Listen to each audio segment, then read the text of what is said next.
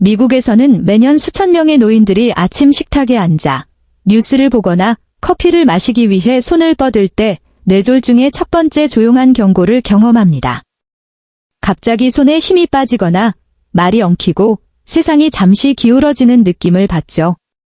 증상이 작거나 짧기 때문에 많은 노인들은 이를 무시하고 지나가기를 바라며 대수롭지 않게 여깁니다. 하지만 이러한 초기 징후들은 단순한 우연이 아닙니다. 그것들은 뇌에서 보내는 긴급하고 절박하며 시간에 민감한 경보입니다. 구급차가 도착하기 전 그 순간에 당신의 행동은 뇌를 영구적인 손상으로부터 보호할 수 있습니다. 의료 훈련이나 장비가 필요하지 않습니다. 필요한 것은 인식, 침착함, 그리고 올바른 순서의 조치뿐입니다. 이 영상은 뇌졸중이 의심되는 첫 3분 안에 모든 노인이 취해야 하는 7가지 핵심 행동을 안내할 것입니다. 이 조치들은 소중한 뇌 기능을 보존하고 독립성을 유지하는 것으로 입증되었습니다. 우리와 함께 하십시오. 첫 순간에 무엇을 해야 하는지 아는 것이 당신이나 당신이 사랑하는 사람의 생명을 구할 수 있는 지혜가 될 수 있습니다. 첫 번째, 이상한 감각이 느껴질 때 다리에 예상치 못한 흔들림, 한쪽 팔에 느껴지는 무거움, 또는 세상이 기울어진 것처럼 느껴지는 갑작스러운 현기증의 물결. 많은 노인들이 이를 이겨내려 합니다. 평생 동안 쌓아온 습관이죠. 강하게 버티고 똑바로 서서 약해지는 것에 굴복하지 않으려는 것입니다. 하지만 뇌졸중의 초기 순간에는 그러한 본능이 위험할 수 있습니다. 몸은 당신을 배신하는 것이 아니라 경고하는 것입니다. 그 순간에 가장 안전하고 현명한 대응은 대부분의 노인들이 깨닫는 것보다 훨씬 간단합니다. 즉시 자리에 앉으십시오. 앉는 것은 포기의 신호가 아닙니다. 그것은 보호 행위입니다. 노인들에게 뇌졸중 중 넘어지는 것은 뇌졸중 자체보다 더 파괴적인 경우가 많습니다. 갑작스러운 균형 또는 근력 상실은 몸을 지탱할 방법 없이 넘어지게 할 수 있습니다. 머리 부상, 고관절 골절, 척추 손상 등은 단순한 응급 상황을 길고 고통스러운 회복 과정으로 바꿉니다. 많은 노인들이 뇌졸중 관련 낙상 후 이전 수준의 독립성으로 돌아가지 못합니다. 뇌졸중이 시작될 가능성이 있을 때 몸은 큰 알람이 아닌 작은 방해로 경고를 보냅니다. 고르지 않은 호흡, 흔들리는 균형감, 얼굴이나 손에 당기는 이상한 무거움. 그 초기 몇 분 동안 뇌는 자신이 가진 유일한 언어로 도움을 요청합니다. 속도를 늦추고 흐릿해지며 따라잡으려고 애쓰는 것입니다. 앉는 것이 낙상을 방지한다면 등을 대고 평평하게 눕는 것은 당신이 가진 가장 섬세하고 취약한 기관인 뇌를 보호하는 다음의 필수 행동입니다. 노인들의 경우 뇌로 가는 혈류는 이미 이전보다 취약합니다. 나이가 들면서 동맥은 경직되고 심장은 더 열심히 일하며 갑작스러운 스트레스 상황에서 순환이 항상 안정적으로 유지되지는 않습니다. 뇌졸중의 초기 단계에서는 혈액이 뇌의 일부 영역에 제대로 도달하지 못할 수 있습니다. 몸을 계속 세우고 있으면 중력이 혈액을 가장 시급하게 필요한 곳에서 아래로 당깁니다. 하지만 평평하게 누우면 그 부담을 제거하게 됩니다. 뇌로 혈액이 도달하는데 더 적은 노력, 적은 저항, 그리고 적은 지연으로 고든 경로를 만듭니다. 평평하게 눕는 것은 단순히 편안한 자세가 아닙니다. 그것은 뇌의 산소 공급이 위협받을 때 뇌 관류를 지원하는 의학적으로 인정된 방법입니다. 일단 평평하게 누우면 몸은 취약한 순간에 들어갑니다. 뇌가 혈류 방해에서 살아남을 수 있도록 조용히 지원, 산소, 그리고 도움을 간청하는 순간입니다. 순환이 나이가 들면서 자연스럽게 느려지고 혈관이 경직되었을 수 있는 노인들에게 이 순간은 더 큰 중요성을 갖습니다. 다리를 약 30cm 정도 올리는 것이 단순한 자세 조정 이상이 되는 이유입니다. 그것은 생명줄이 됩니다. 혈액을 가장 필요한 곳, 즉 심장으로, 그리고 위로 뇌로 유도하는 방법입니다. 나이가 들면서 하체의 순환은 시간이 지남에 따라 덜 효율적이 됩니다. 혈액은 다리에 고이는 경향이 있으며 특히 장시간 앉아있거나 정맥의 탄력이 떨어질 때 그러합니다. 다리를 부드럽게 올리면 중력의 균형을 바꿉니다. 일반적으로 하체에 머물던 혈액은 심장으로 향하게 되고 심장은 더 큰 힘으로 그것을 위로 펌프질할 수 있습니다. 접힌 담요나 베개 2개 정도의 높이인 이 작은 상승은 부담을 주지 않으면서 순환에 의미 있는 변화를 유도하기에 충분합니다. 신경과 의사들은 이를 정맥환류 증진이라고 설명하지만 노인들에게는 더 간단하게 이해할 수 있습니다. 당신은 심장이 더 적은 노력으로 그 일을 하도록 돕고 있는 것입니다. 다리가 올라가고 몸이 더 안전한 자세로 자리 잡는 순간 또 다른 것이 시급하게 중요해지기 시작합니다. 바로 호흡입니다.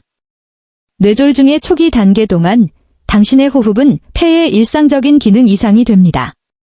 그것은 안정화시키는 힘이 되며 도움을 기다리는 동안 뇌를 보호하기 위해 당신이 가진 마지막 도구 중 하나입니다. 노인들에게 갑작스러운 공포에 대한 신체의 반응은 예상보다 더 날카롭고 강렬합니다. 뇌졸중에서는 이러한 본능적인 반응이 도움이 되지 않습니다. 실제로 상황을 악화시킵니다. 빠른 호흡은 이산화탄소 수치를 너무 빨리 낮추어 뇌의 혈관을 좁아지게 합니다.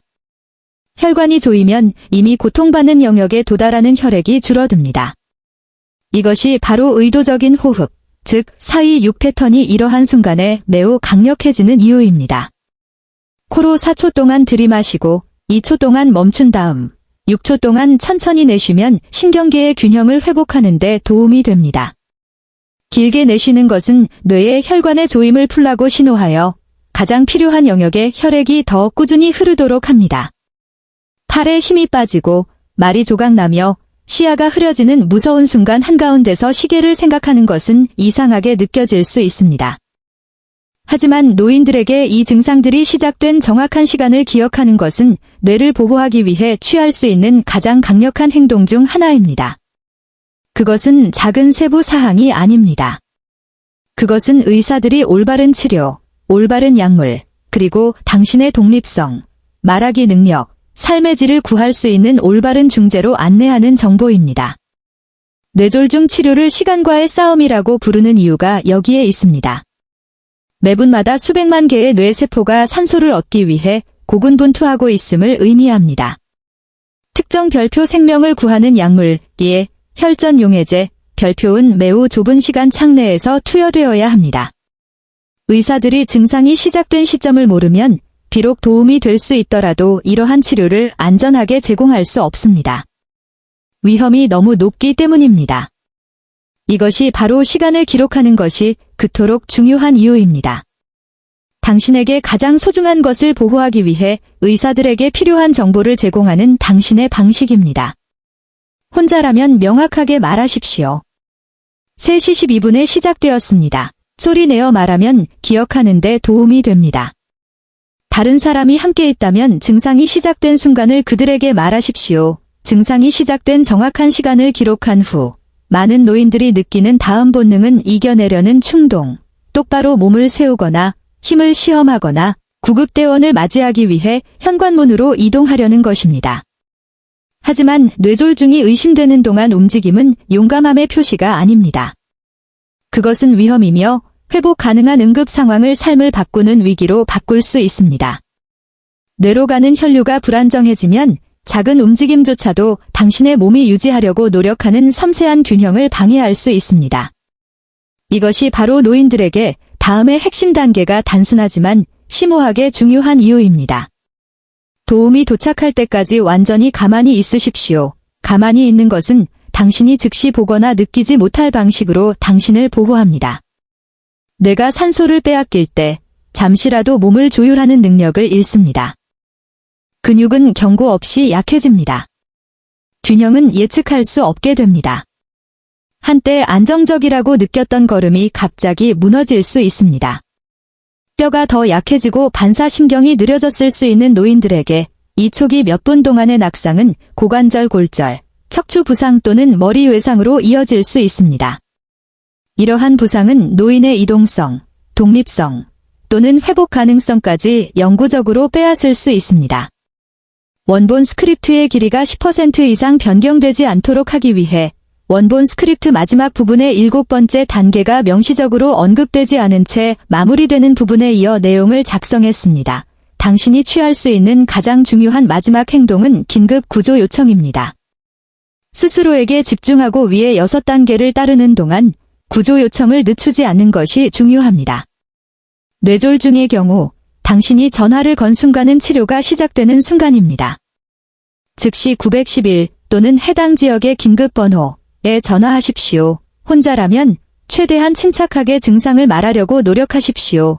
만약 당신의 말이 엉키거나 명확하게 말할 수 없다면 전화를 끊지 마십시오. 구조대는 종종 끊어진 전화를 추적할 수 있으며 응급 전화 교환원은 침묵을 듣는 것만으로도 의료적 위기를 감지할 수 있도록 훈련받았습니다.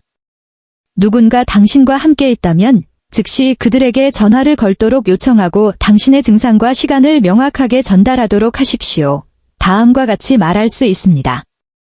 3시 12분경에 뇌졸중 증상이 시작되었어요. 오른쪽 팔다리가 약해졌어요. 이 정보를 제공하면 의료팀이 현장에 도착하기 전에 가장 빠른 대응을 할 수 있습니다. 긴급 전화를 거는 것은 도움이 오고 있다는 구체적인 행동입니다. 이것은 당신이 통제할 수 있는 가장 강력한 행동 중 하나입니다. 마무리 이 7가지 단계를 기억하십시오. 앉기, 눕기, 다리 올리기, 호흡, 시간 기록, 가만히 있기, 그리고 전화 걸기는 의료 훈련이 필요 없는 간단한 행동이지만 뇌졸중의 첫 3분 동안 뇌세포를 보호하고 당신의 미래 독립성을 지키는 데 엄청난 차이를 만들 수 있습니다. 지혜는 아는 것에 있고 힘은 행동하는 것에 있습니다.